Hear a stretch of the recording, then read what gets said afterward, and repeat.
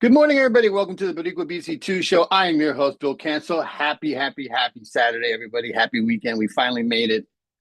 Doing things out of the sequence today, a little bit no morning update because I thought it was really important because there's a lot of noise about the Iran-Israel conflict that's taking place, and I wanted to do some research this morning and find out specifically what's going on so we know exactly what the facts are of the situation.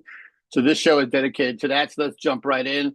Obviously, Israel preemptive strikes, Operation Rising Lion, was launched on June 13th with 5 waves of airstrikes targeting over 100 sites across Iran. This was reported by Wikipedia.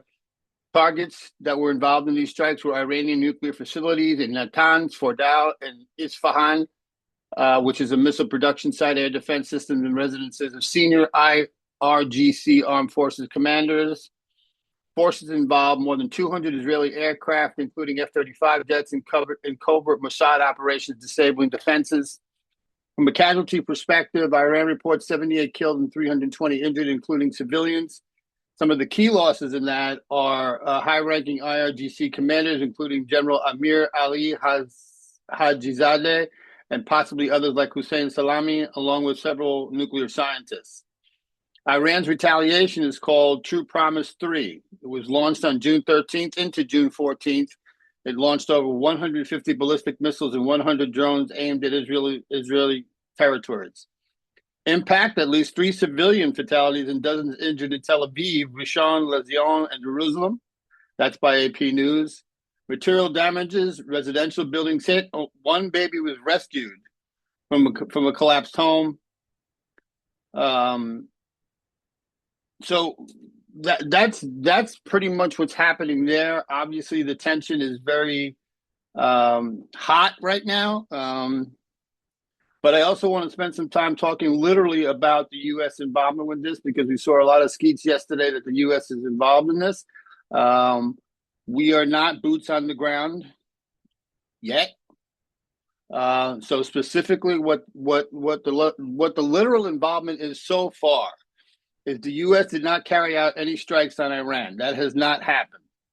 It offered missile intercept assistance to defend Israel during retaliatory attacks. So that's coming from warships in the Gulf, and they're striking the Iranian missiles as they come in. U.S. is involved in doing that, obviously. No boots on the ground. U.S. military and diplomatic assets were repositioned for evacuators and precautionary steps. Makes total sense.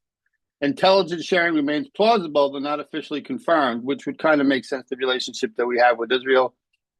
Washington drew clear red lines, warning Iran from the U.S.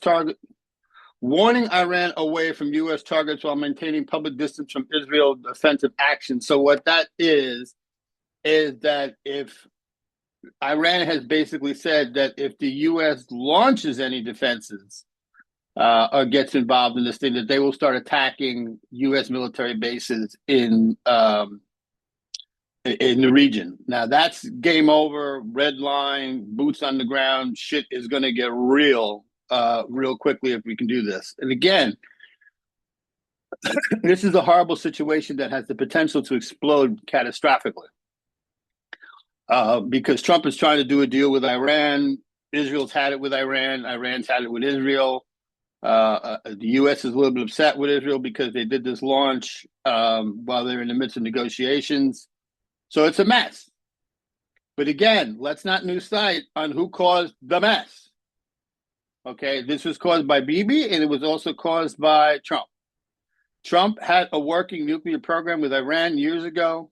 When he first came into office, it was signed by Barack Obama, and he didn't like that it was signed by Barack Obama, so he pulled out of the deal.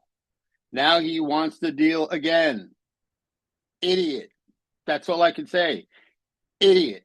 So this is something I'm going to be watching very closely to report on specifically as it starts to happen. Very scary times in this situation, and we really need to pay close attention to this. Coming up next will be the Winning Show, which is done every Saturday. So stay tuned for that. Everybody have a great day, and we'll see you later.